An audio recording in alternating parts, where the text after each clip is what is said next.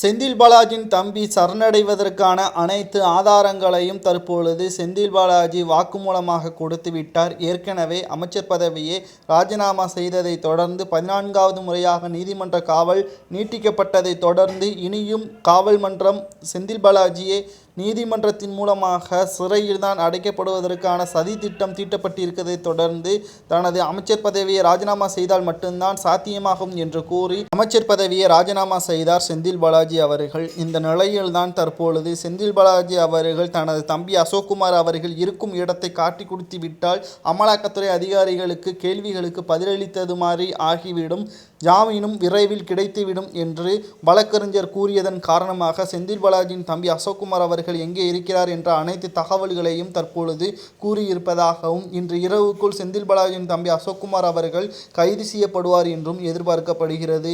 கிட்டத்தட்ட 350 நாட்களுக்கு மேலாக தலைமறைவாக இருக்கக்கூடிய அசோக்குமார் அவர்கள் உயிருடன் இருக்கிறாரா இல்லையா என்ற தகவல் இதுவரைக்கும் அமலாக்கத்துறை அதிகாரிகளுக்கு கிடைக்காமல் இருந்த நிலையில் கடைசியாக செந்தில் பாலாஜியின் வீட்டில் அமலாக்கத்துறை அதிகாரிகள் சோதனைகள் நடத்திய பொழுது சென்னைக்கு 2 முறை செந்தில் பாலாஜியின் தம்பி அசோக்குமார் அவர்கள் வந்ததாகவும் பெற்றோரிடம் தகவல்கள் தெரிவித்ததாகவும், இதனையடுத்து சோதனையின் பிறகு செந்தில் பாலாஜியின் தம்பி அசோக்குமார் அவர்கள் இருக்கும் இடத்தை செந்தில் பாலாஜி வாக்குமூலத்தின் கொடுத்ததும் சரியாக இருந்ததன் காரணமாக அசோக்குமார் அவர்கள் பிடிவடைவதற்கு வாய்ப்புகள் அதிகமாக இருப்பதாக தற்பொழுது தகவல்களும் வெளியாகி இருக்கிறது.